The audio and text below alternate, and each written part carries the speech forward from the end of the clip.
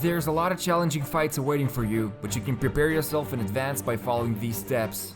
Just like with the Spiral Abyss, you won't get far if you keep using the same team in every single domain. And this doesn't mean you need to keep raising new characters in order to complete these domains, but instead you will need to utilize their elements. For example, bringing a Hydro character to the Hidden Palace of Joe will prove to be immensely useful, since there will be a structure inside a domain that will buff the monsters with a Pyro aura. And this aura can only be removed if you use a Hydro attack on the monster, so someone like Barbara can easily strip their power away with a single basic attack. And even if you choose not to level her up, simply bringing her for this utility will make the domain much easier to complete. And there are currently 9 domains in the game, each with their own little twist. Few of them you can power through without considering your team too much, but the rest of them will require you to set up a team that's going to give you an easier time with completing these domains. One of the best building blocks for any team is going to be a physical damage dealer. There are no enemies in the game which are immune to physical damage, and only few of them have high resistance to physical attacks like the Ruin Guards. And while you won't see your physical attacker dealing very high damage numbers like any other elemental damage dealer, their main purpose lies in reliable performance. So even if someone like Lee will have a fun time with Hydro and Electro Slimes, but once you enter a domain with a couple of Pyro Slimes, she becomes a useless party member. And this is because elemental damage by default rewards you for exploiting the weakest enemy resistance, while physical attacks more or less deal the same amount of damage, aside from the few enemies who are weak to them, like the treasure hunters. And it also just so happens that Superconduct is the only elemental reaction in the game that reduces enemy physical resistance by quite a lot. So if you get into domains where Electro and Cryo work well, you're also going to be boosting your physical attacker. All in all, having someone who's good with basic attacks is going to be a reliable source of damage that won't depend too much on other factors like the type of enemies or leyline disorders.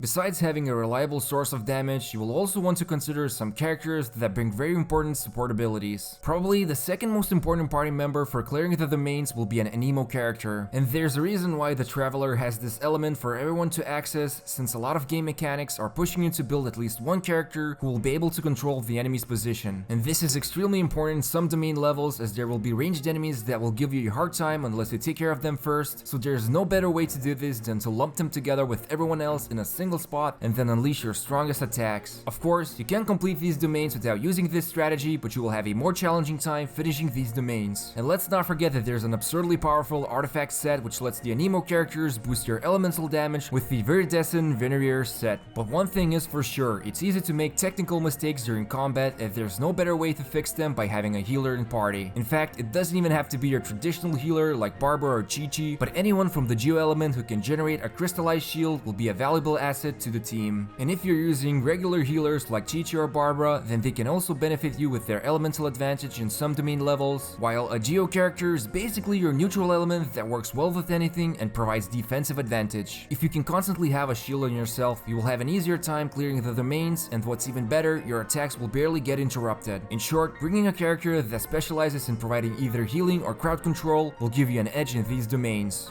Anytime you step into a new domain stage, you'll notice just how annoying some of these levels are. For example, the Forsaken Rift is going to be a nightmare for a lot of players, since dodging becomes very hard from all the frost icicles dropping on your head, and even worse, the cryo debuff also reduces your stamina regeneration. The first and best thing to do would be to take your time and learn the patterns. Just like every other video game, everything has a pattern, and you can learn to avoid these falling icicles if you spend some time figuring out the inner walls. There are of course other ways of making domains easier. For example, in the Mountain Cavern domain, the last stage includes 3 Abyss Mages, each of different elements. If you start the fight and move to the Pyro Mage first, only the Cryo Mage will attack you, and the Hydro Mage in the far end of the stage will just remain stationary until you move into his field of vision. And fighting these 3 mages at the same time is insanely hard, so engaging at least 2 of them will make things easier for you. So make sure to take your time and experiment a little with each stage. Don't just blindly jump into any fight, instead move around the stage, see if enemies have trouble following you, and then take care of them. There's a reason why food is such a big part of the game. From gathering ingredients to cooking the perfect dish, all of your cooking will mostly get used inside the domains, since you can't use the food in the Spiral Abyss. And having a source of food in every domain stage lets you correct the mistakes you do, especially if it's a new stage you're just learning. Food is also something that players appreciate in co-op mode, since increasing your own attack and defense can contribute to the overall team's performance. Basically, make sure to cook the food once in a while so that you can have an easier time clearing some of the more challenging domain levels. But to summarize, summarize everything you've learned, every domain is unique and almost works like a puzzle, so bringing the right team members, even if they're underleveled, can help you beating these challenging stages. If you want to have a reliable damage dealer, invest into a physical attacker, and it also won't hurt to get at least one healer and one anemo character who can help you with supporting your whole team. Finally, beating these domains and perfecting them won't be an easy task, especially once you unlock the last stages, so keep an open mind and experiment a little instead of just rushing at your enemies. Enjoyed the video? Make sure to subscribe to us, hit the bell icon, and gently press the like button. Also, check out more of our Genshin Impact videos or visit us at gachagamer.com for an up-to-date tier list. Thank you for watching us.